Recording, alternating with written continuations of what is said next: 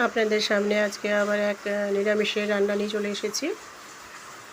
আজকে যে রেসিপিটি বানিয়েছি সেটা হচ্ছে কাঁচকলার কোফতা। তো আসসালামু আলাইকুম, সকলকে রোজির কিচেনে স্বাগত। আশা করি আপনারা সকলে খুব ভালো আছেন। তো রেসিপিটি অবশ্যই দেখবেন, বানাবেন, আর পুরো ভিডিওটা সকলকে দেখার অনুরোধ রইল। তো দেখে নেওয়া যাক কী করে বানিয়েছি। সর্বপ্রথম একটা প্রেশার কুকারে আমি দুটো কাঁচা কলা ধুয়ে নিয়েছি।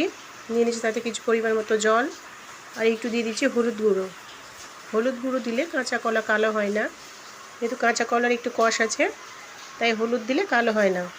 দিয়ে প্রেশার কুকার চাপিয়ে দিয়েছি, দুটো সিটি দিয়ে আমি নামিয়ে নেব।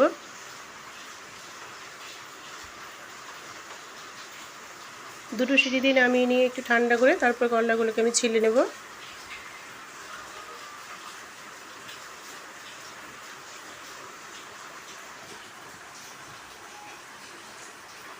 কলাগুলোকে ভালো করে ম্যাশ করে নিয়ে এর মধ্যে কিছু মশলা অ্যাড করে দেবো। হলুদ গুঁড়ো, লঙ্কার একটু চিলি ফ্লেক্স দিয়েছি, গরম মশলা গুঁড়ো দিয়ে দিয়েছি, ধনে গুঁড়ো, জিরে গুঁড়ো, লবণ, আর দিয়ে দিয়েছি ময়দা 3 চামচের মতো। ময়দা দিলে ভালো বাইন্ডিং হয়। এবং হাতে তেল নিয়ে আমি এবার ওগুলোকে কোফতার আকারে তৈরি করে নেব। আপনারা চাইলে হাতে প্রেস করে চ্যাপটা করে নিতে পারেন, কিন্তু আমি গোল গোল করে নিয়েছি। গোল গোল করলে বেশ দেখতে ভালো লাগে। এবার আমি তেলে ভালো করে ভেজে নেব, লাল লাল করে। একটু সময় নিয়ে ভাজতে হবে যাতে করে কালারগুলো খুব সুন্দর হবে।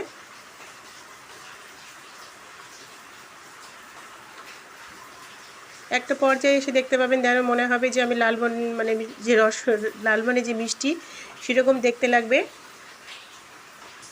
একদম পুরো ব্রাউন কালার চলে আসবে। আমার ভাজা প্রায় হয়ে গেছে। এবার লাল লাল করে ভেজে তুলে নেব।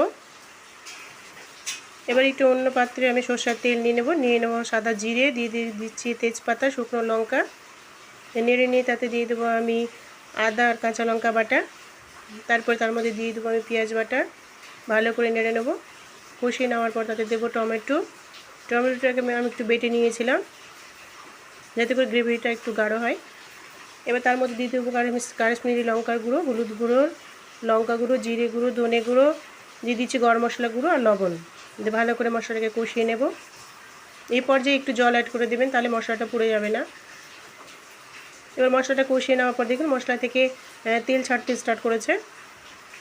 মশলা আমার কষা হয়ে গেছে। এই পর্যায়ে আমি জল ঢেলে দেবো। আমরা যতটা যে পরিমাণে আপনার গ্রেভি রাখবেন সেই হিসাবে আপনারা জল দেবেন, কারণ অলরেডি ঠান্ডা হয়ে যাওয়ার পর কোফতার জলটা টেনে নেয়।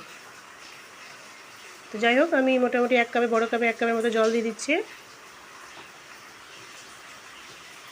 জলটা ফুটে আসলে আমি কোফতাগুলো তার মধ্যে অ্যাড করে দেবো।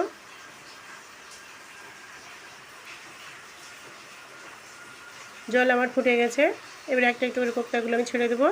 এ পর্যায়ে আমি কোনো ঢাকনা ব্যবহার করিনি, কারণ কোফতা এমনি নরম হয়, ঢাকনা দিলে ভেঙে যাবে, তার জন্য হয়তো আমি ঢাকনা ব্যবহার করিনি। এই পর্যায়ে জাস্ট হালকা করে আমি ফুটতে দিয়েছি। ফোটা হয়ে গেছে, গ্রেভিটা আমার কমে এসেছে। এবার আমি 1 চামচ ঘি অ্যাড করে দিয়েছি, কিছু গরম মশলা গুঁড়ো অ্যাড করে দিয়েছি, আর একটু লবণ অ্যাড করে দিয়েছিলাম, আর একটু চিনি অ্যাড করে দিয়েছিলাম। যাই হোক, আমার কোফতা রেডি। আমার কাঁচকলার কোফতা একদম রেডি হয়ে গেছে। দেখতে কত মজাদার লাগছে দেখুন বন্ধুরা। দেখতে যেমন সুন্দর, খেতে তার থেকেও অনেক গুণে সুন্দর। এই নিরামিষ যদি পাতে চলে আসে তাহলে 1 প্লেট ভাত নিমিশেই শেষ হয়ে যাবে। আপনারা অবশ্যই একবার হলেও বানিয়ে খাবেন। তো যাই হোক, আপনারা অবশ্যই বাড়িতে বানাবেন আর খাবেন। বাড়িতে বাচ্চা বড় সকলে পছন্দ করবে। তো আজকের জন্য এটুকু।